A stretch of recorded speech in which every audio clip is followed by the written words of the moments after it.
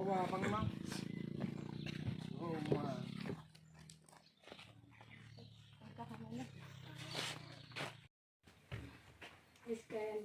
Krisdayanti. Ridis.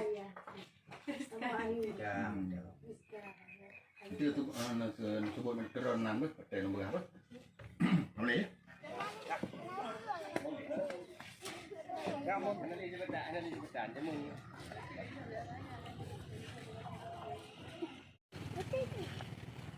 Ya, cok nombor apa? Oh, dengan tali emas.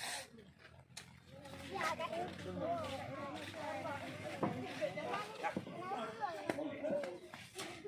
Kamu nanti jabatan jamu.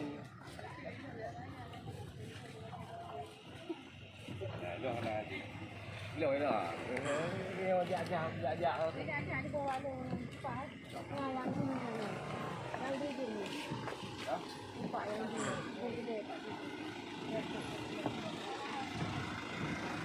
Lagi ngomong tu. Kena aku dah.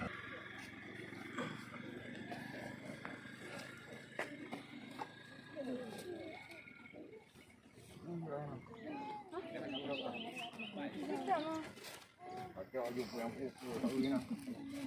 Kau buka nama dari itu. Ya, lagi ada. Kalau tahu. Kamu duduk di dalam tahu. Tak perlu dekat lah. Tanya.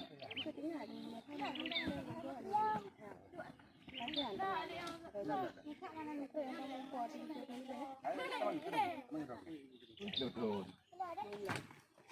Jadi tuan luar dua lo tu. Tak kan? Tak langsung. Oh, tu dua banyak betul. Belum langsung.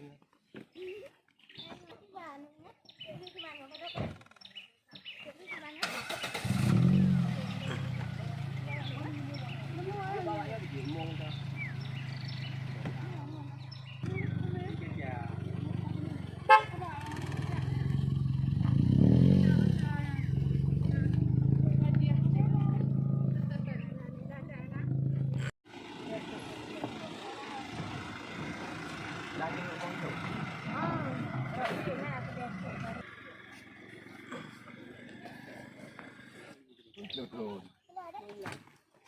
Jadi tuan luar dua lo tu. Tak kan? Tak langsung. Oh, tu dua.